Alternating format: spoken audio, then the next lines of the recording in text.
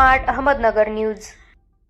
मागासवर्गीयांची कर्जाची वाहने अडकावून ठेवल्यास आरटीओवर गुन्हे दाखल करणार, पुरोगामी संघर्ष परिषदेचा इशारा। पुणे पुरोगामी संघर्ष परिषदेच्या राज्यस्तरीय युवक राज्याध्यक्ष मनोजदादा भिसे यांच्या नेतृत्वाखाली शिष्टमंडळाने पुण्याच्या प्रादेशिक परिवहनाच्या वरिष्ठ अधिकारी अर्चना गायकवाड यांची भेट घेऊन वाहनधारकांची होणारी अडवणूक तसेच त्यांचे कार्यालयाकडील काही अधिकारी मागासवर्गीय नागरिकांची वाहने कागदपत्र नसल्याच्या कारणाने 2-2 महिने कार्यालयात अडकवून ठेवून विनाकारण अडवणूक करतात, तसेच नियमांपेक्षा जास्त दंडाची आकारणी करून वेठीस धरून उर्मटपणाची भाषा वापरून अर्वाची भाषेत शिवीगाळ करतात आणि बरेच वेळा दंडाची रक्कम जागेवर घेऊन ऑनलाईन पावतीही देत नाहीत व पोचपावतीही देत नाहीत। अशा परिस्थितीत मागासवर्गीय गरीब वाहनधारकाने कर्जाचे हप्ते वेळेवर फेडता न आल्याने जीवाला जर काही बरे वाईट करून घेतले तर अशी वागणूक देणाऱ्या अधिकाऱ्यांवर ॲट्रॉसिटी ऍक्ट खाली गुन्हे दाखल करावेत व त्यांच्या जीवाचे बरे काही वाईट झाल्यास